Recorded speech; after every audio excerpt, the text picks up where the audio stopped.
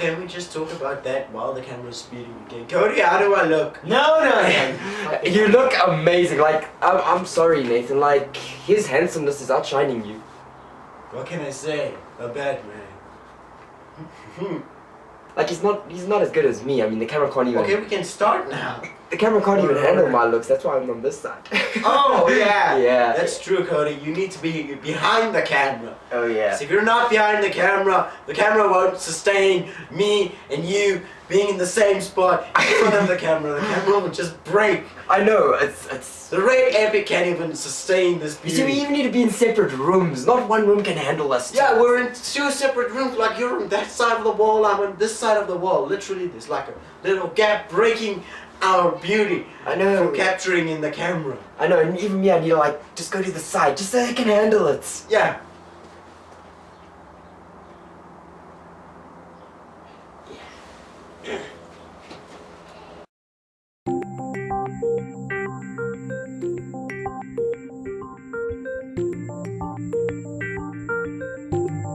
So I remember in pre-production, John Rue was still staying with me at my house, and we were working on and developing the film. And one of the first sequences that we were going to do was the police sequence. And Batman, John Rue, he's the only guy that really gets the things done.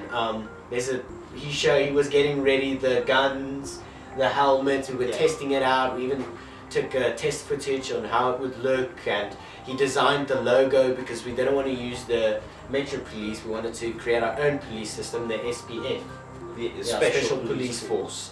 And he made the stickers. He made the the police light. He made the siren. Made the aerial. All in all, we put that together. We used my car, and there we have our own police vehicle. That was pretty cool. We used my mom's Kombi as well, as a SWAT van. Yeah, and then so for the SWAT, we actually created bulletproof vests. Looked realistic with foam and materials to just give it that more of quite of a high standard police chase, not this normal local thing that you can see. Okay, cool. Those brothers are actually, they're really wanted throughout the whole country. And how you painted the guns as well. Yeah, the guns, well, we used plastic guns. In most scenes, is actually, you can see it because the paint wore off. But as soon as the paint was actually added to the guns, it gave this realistic metal type of look. This because I used metal paint on top of the guns just to give it a more realistic, silver, worn out look. Also, the design of the costumes. With this film, we had more time, so we went more in detail and depth with the costume, like the costumes with the police officers and our own costume that Matt and Brian wore, the armor with the masks, and the design was just flawless, and it worked out very, very well, and John Rue was also in charge of that.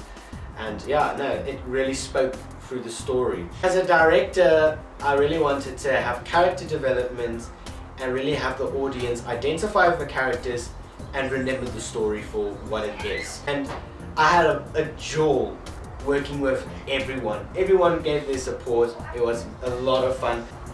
Okay, your character only got introduced at the end of the film, and you play as the main antagonist. Can you tell us about your character? Yeah, the uncle is basically the one, or the reason for all of this.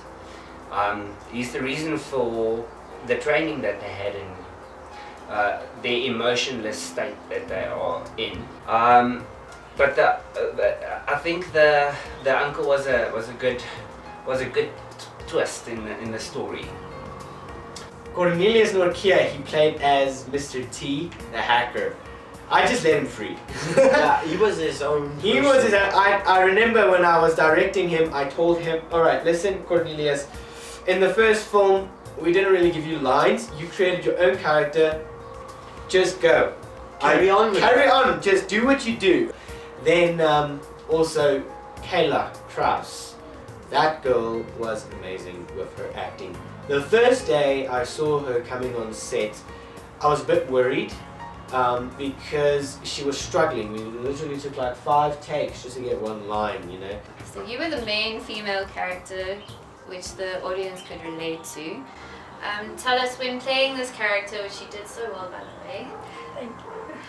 what were you as an actress trying to portray and bring out through your character? Well, Sonia was a really difficult character to play because it's not my real character. I'm just this girl going crazy and and then all of a sudden I'm badass and a little sad and all, yeah, that. In the course of filming, she was literally growing and learning in the process. One sequence where she was supposed to hit Brian, we were setting up the set and dressing the set, and Kayla was sitting there on her own in the corner, and I walked to her and I'm like, "Are you alright?" Because she was looking very sad, and she was like, yeah, I'm fine, I'm just trying to get myself into character. And I was like mind blown away because no one told her to do that, and she doesn't study this, so she was literally in it. I think it was a challenge for her. She tried to challenge herself to really up the ante, her performance, and really get that correct. And then it even got even better when we did when she was breaking her arm and the blood. We were using a stick just to use the blood to put it on. She was like, "This is taking too much time." And I was like, "Okay, women." Well, the scene where I broke my arm, that was amazed. I didn't think it would turn out to be so realistic, but I think that was my best part because everybody, the cast behind the camera even was like, "What? It looks so real," and I was like, "Wow." And yes, that was my favorite scene in the whole movie. She was really a great actress, and it was a lot of fun working with her. And she also had endurance. There's one scene where she shit in shit. Take it over, man. You tell that story. You tell that story. She kneeled down into shit. Yeah, literally her knee was covered in shit. I don't know if it was dog shit or hobo shit. But yeah, she was covered in But she was panicking. She was panicking, and I was like, shit. Okay. Then we had Bianca. She played in Story of Jackson before. She played her role also very, very nicely. She did a very good job. And then we had Frank. We had Chadwin Thomas playing as Frank. Now, the first day with Frank, it was very cool. He has this kind of natural towards his character. Natural, Acting yeah. towards his character. He's a natural created. actor. But he and Mr. T is the comic relief side of the film. You need comic relief in the film, otherwise your audience is gonna... There is hope and joy at the end of the film, there is. But it's still a sad ending. But Frank played his role very, Thomas Chadwin, he played his role very, very well. Filming of the film, yes. It took long. It took us about a year. The thing was, we had people helping us out, so we didn't have like 3 weeks where we just shoot. We started filming in July, it was in the school holidays. Unfortunately, I only got the privilege and the honor to join the cast and the crew at a late stage of shooting the movie. The cast and the crew, I did play some other roles, and it was exciting, and it was a good learning curve for me. Okay, yeah, so the locations in the film, we used a lot of abandoned buildings we wanted to show the world building, we wanted to show the devastation and the state the world is in, because from number one it has shown that the crime rate has risen so high that it almost gives this apocalyptic feel. So the abandoned buildings gave that effect, that destruction, and also the big abandoned building, it just gave spectacle as well. Even with the action scene that we had was in charge of spectacle. And Yeah, and the set design, well, it was simple because the location spoke for itself. That's the advantage we had. We used the location to tell the story. So you were the man doing all of the hard stunts in the film. Is it your profession? Not yet, to say the least. I haven't done any actual things ever except at home on my own. But I'm hoping to make it a profession. How was it for you doing the stunts with Philip and Jean-Louis? well, you see, I'm the sissy in that part. So John Roo, when he puts his mind to something, he'll do it. Okay, so if you tell him to jump through that, which I had to tell him to do that, he does it. Philip, on the other hand, it's a beast. Okay, that guy is a machine. He does any stunts. He usually does the hardcore stunts. But there was a few sequences where I had to do stunts, and sadly, this is a South African independent film, so we don't have stunt doubles. So you had to do the stunts yourself. But it was also a lot of fun doing the stunts myself. However, I had to get more into it because I'm a safety kind of guy and I'm very afraid, you know. So they were really nice to me in a sadistic kind of way. In a sadistic kind of way, but at least they helped me to get the stunts ready to do it, and they supported me with it. And there was a few stunts that I did. I remember the most riskful stunt I did was when I was hanging on the building, side of a building without any harness, and I only had John Roo to hold me. That was a lot of trust I put in John Roo. If he let me go, yeah, I would have been dead. But it was a lot of fun doing the stunts. It's nice. It's something different. Yeah. Did you get hurt doing any of the stunts? Yes, there was a lot of blood, a lot of tears. The first action sequence. Well, that was the chase scene where the police actually was chasing Brian and Matt while they was on the bicycles. So what I can remember is we actually broke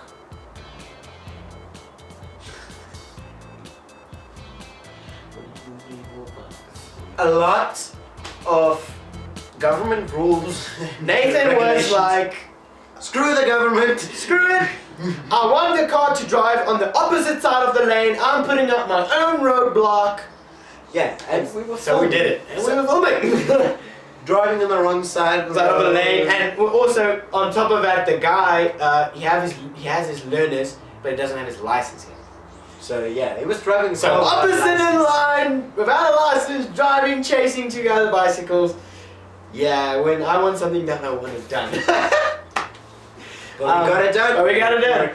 Then there was I remember the first big action sequence we filmed was at the building, abandoned building in Johannesburg, but we were not prepared. That first day, yeah. It took a toll on us. It took a big toll on us. We were dehydrated, tired. That Irritated. day, you're irritated. We had one guy just go and try and find us some cool drink because we were not prepared. And even though there was shade, just the costumes. We were filming it in summer, and it was hot and. That was hectic. It was very hectic. At least we learned out of our mistakes. And I've always had it was always my dream to have a chase sequence with either a quad bike, Brian makes reference to it in the movie, or a scrambler, but with a bus. I always wanted a bus sequence. And I got it! I finally got that sequence. We had 3 cars, and we had one bus, it was my dad's bus, and then we had a bike, a scrambler that we led. And it was amazing how it got together. Beforehand, we were planning out what the shot was going to look like because we only had one day to literally film that whole sequence, and it took long. It was no professional, so we were taking the toys and literally playing with the toys. Okay, but whatever car comes through, that was a lot of fun. That was a lot of fun. And when we got on set, that was, I think, the most stressful part for me because, I had Frank, I had Chadwin Thomas with Kayla Kraus on a bike. And Kayla not being on a bike before, and with no armor, I lent her my leather jacket just for in case, worst case scenario, if she falls, she'll kind of be protected, But that was very stressful, that sequence, because we had a bike, literally the road was very narrow yeah. and the cars, we had to have the bike drive in between the cars at a speed because we had to film it at speed as well. So basically what happened is Philip is holding the camera. Now, I think it was Chom is holding Philip. Yeah. And Gerrit was holding Chom. Hanging out of the car's door, holding them. It was like this little snake holding the camera. Yeah. Just so that the cameraman doesn't fall off the bus. And with us, with the parachutes not trying to have the camera, us falling off because the wind really picked up those. I made a big hole in the parachute. When I made the parachute, I wanted to make the parachute to open up, but I knew if that parachute opens up, that force, that G-force, that friction would actually pull us off that bus. Yeah. John Rue was like, "Oh, you really want to do this? I can try to do it in post, you know." Like, no, I want it live. It has to happen now. That was very good. Yeah, no. And then, yeah, there was an accident in one of the action sequences when we shot in the bus when Matt and Brian was fighting the assassin. There was a part where Brian hit him against the window, and accidentally the window fell out of the bus. Luckily, we reversed the bus, and the window wasn't cracked. Thank goodness, you know, it wasn't cracked. It wasn't So then it gave me an idea on set. I've got an idea. Let's throw Philip out of the window at 20 kilometers per hour. So yeah, we threw Philip. He did that stunt. Fell on a rock, if I'm not mistaken. Poor guy, shit. But that was pretty cool. So that was production value that just happened. And then we just popped back the window and everything was A-okay. But yeah, that was one of the most difficult sequences, but also one of the, I was stressful, like just for safety reasons, but one of the most, I think, epic sequences that we've had. I mean, you have had John Rue hanging on the side of a door Of a bus. Yeah, it was very good. But then, so yeah, but filming went very well. We filmed with a normal DSLR camera. The sound you hear was from a normal 500. Is it no what? 1100D. 1100D DSLR camera, and yeah, we had a few reflectors. But that's what we had, natural light, and the filming process, it went well. It took very long, but it went very, very well. And then the makeup we used was? Well, we used paint, syrup, food coloring. So we used pastel, soft pastel. Pastel, isn't it pastel? But we used that to actually do the skin tones for the all the red marks, blue marks, the Kayla's black eye. We did it with the pastels. Batman And also did the bullet hole in my The bullet head. hole was done with latex and some food coloring, paint. All the teardrops were done with cool drink. We had nothing on set, so Yeah. we used cool drink. Method acting is very difficult. But yeah, the production, the design, everything just enhanced the acting and the furthering of the narrative. So that was pretty awesome. And then there was also a sequence where, with the chess sequence, we remember that in the first film it was a montage of trying to explain what the organization worked like, and it was still very confusing. So in this time we explained it again, but this time using the chess sequence, and that worked out very, very, very well. And did you ever think of losing weight to make it easier for Jean-Rue to carry you?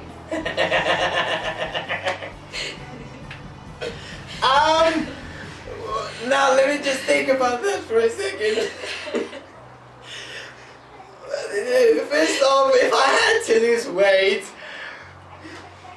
how do I answer this? No, I didn't think about it.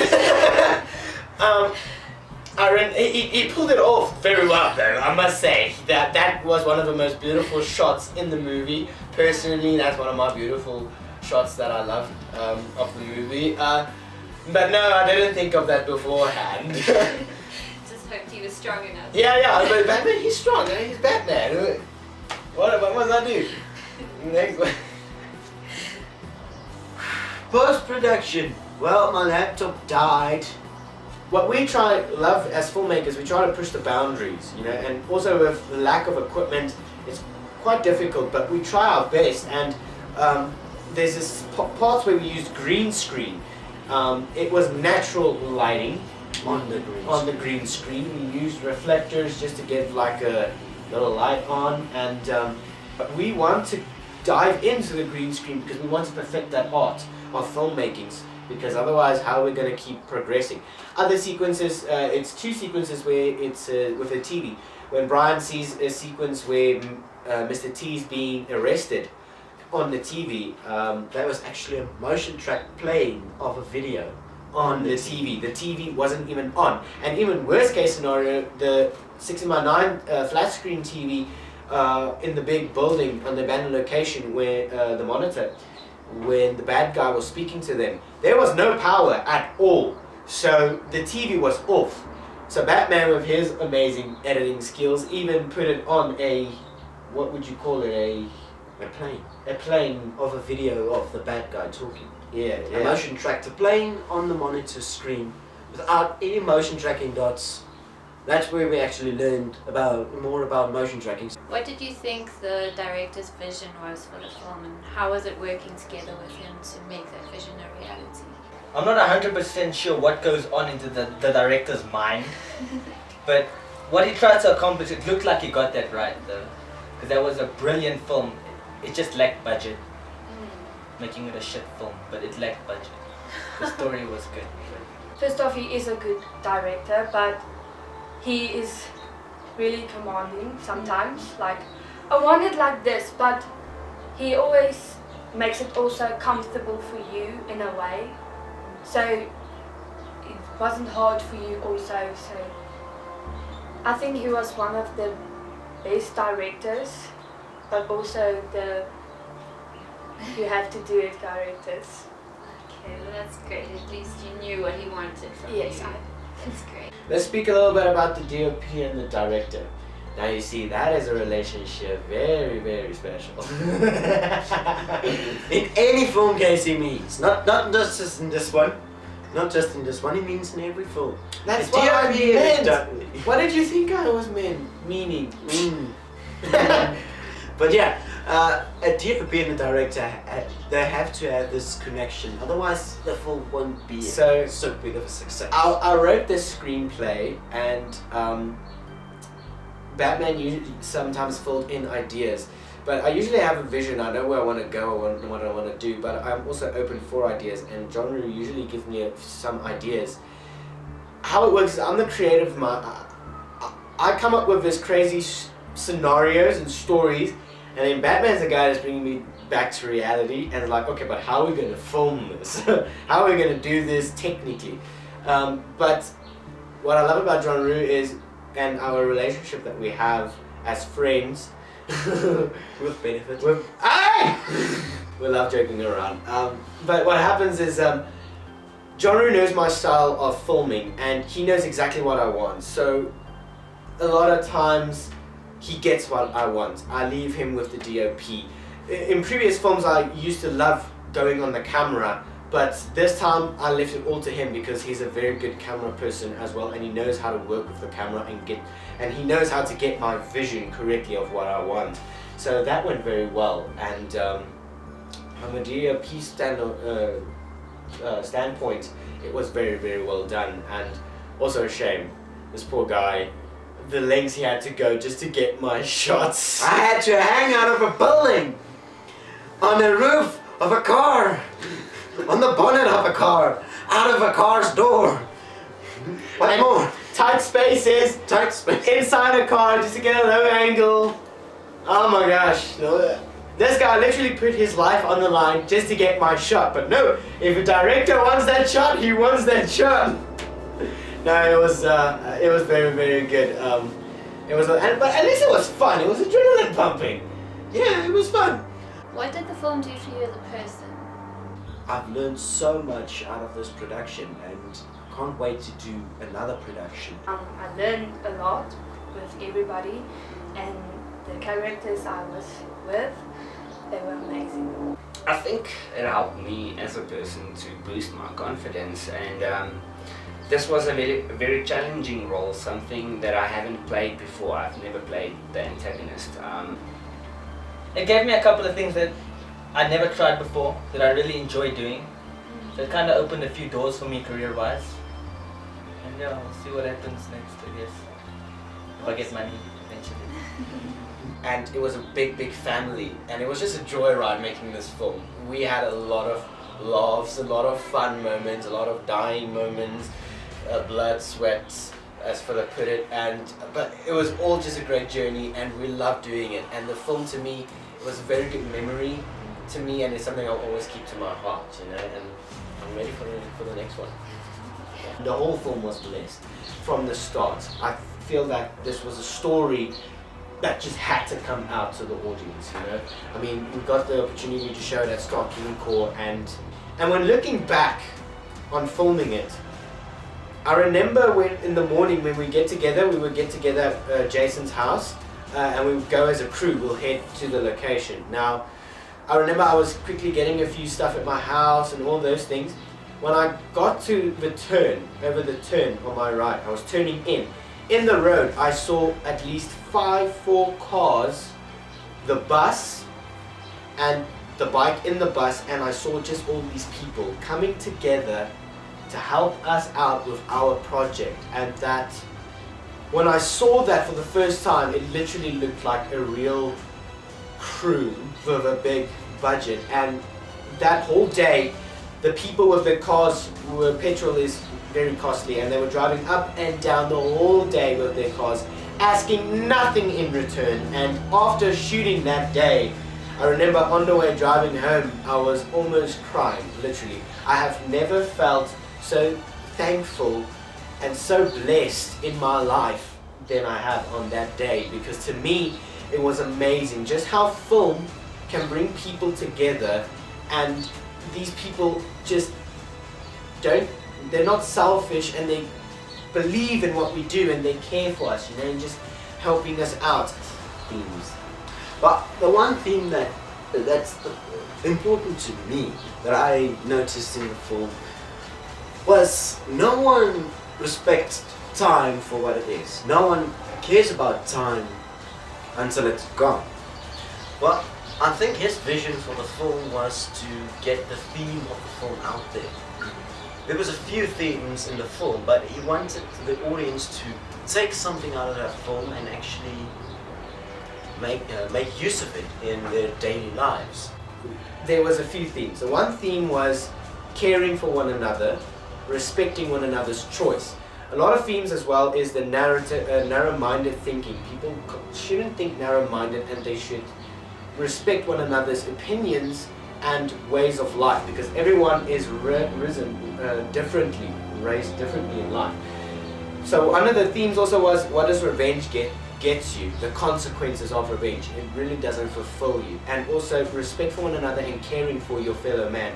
That was what I wanted to get over. But then the other theme was, which walks with it, caring for fellow man, is people don't care about one another. They just don't. So how do you exploit them to see they fall? Take away something from them. And that was death, the death of Matt. It was shocking. The audience didn't realize, they didn't expect Matt to die. And the way the film ended, it wasn't a happy ending. The happy side of the ending of the film was Brian finally realizing what his brother realizing, and the story can continue with that. But what happened was the audience was shocked, and the song in the credits also, do you realize everyone you know someday will die? And that was the theme. When you realize that Matt is taken away, all that time you could have spent with that person that you love and care for that person, it's wasted and it's gone. So when I think the audience, when they left the theater, they were thinking, they were shocked. And that's what I wanted as a director. That's what I wanted out of this film, to shock the people and to make them think for themselves. I really wanted to have the film have a connection in their life and place something in their life. Last question. So, Nathan, what can you comment on your beautiful eyes? Interview's over.